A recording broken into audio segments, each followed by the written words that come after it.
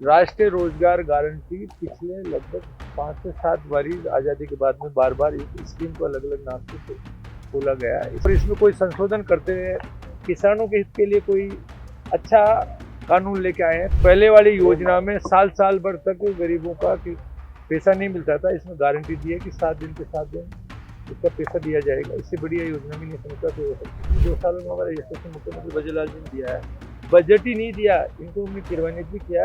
पैसा चाहे राज्य का हो केंद्र का है, जनता का पैसा है। बाकी अगर उसका सही सदुपयोग करना है तो राज्य भी उसकी सही प्लानिंग से लेंगे। जिस योजना के तहत जो परमानेंट जो स्ट्रक्चर बने सारे आए तो राज्य भी इसके ऊपर पूरा ध्यान देकर करेंगे तो इसका सदुपयोग होगा। एक बारी चेंज नहीं हुआ। ये राष्ट्रीय रोजगार गारंटी पिछले लगभग 5 से 7 बारी आजादी के बाद में बार बार इस स्कीम को अलग अलग नाम से बोला गया। इसमें अगर अच्छा करने के लिए और ग्रामीण रोजगार के अंदर अगर पारदर्शिता बरतने के लिए, जहाँ पहले 100 दिन का रोजगार देते थे, अगर इसमें 125 दिन किया जा रहा है और इसमें कोई संशोधन करते हुए किसानों के हित के लिए कोई अच्छा कानून लेके आए हैं तो मैं तो जहाँ तक समझता हूँ आने वाले समय में ग्रामीण भारत के लिए जो विकसित भारत 2047 का जो लक्ष्य लिया उसके अंदर 100% इसका बहुत बड़ा योगदान रहेगा।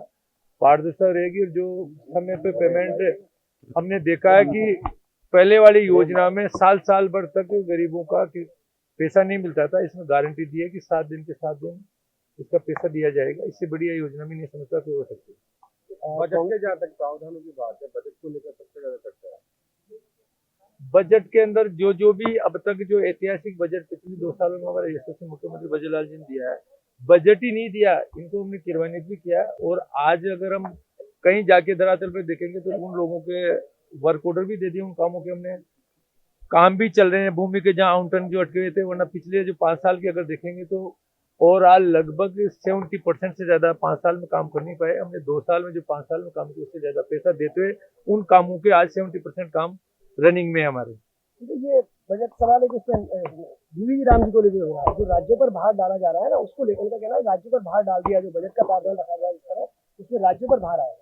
देखो कहीं ना कहीं राज्य पे मैं समझता हूँ डेफिनेटली राज्य पे थोड़ा बहुत भार आएगा। बाकी पैसा चाहे राज्य का हो केंद्र का है, जनता का पैसा है।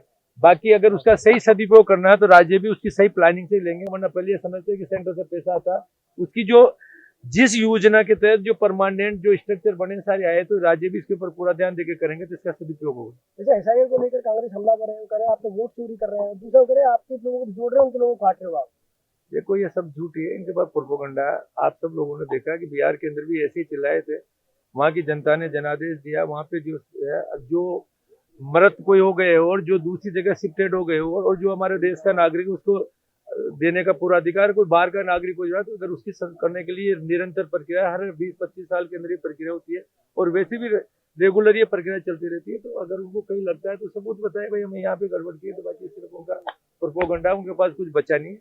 बाकी अगर मतदाता सूचियों का अगर शुद्धिकरण करने में उनके वाजिब जो मतदाता अगर उसमें रहते हैं तो इसके लिए देश के लिए सबसे अच्छा। Thank you.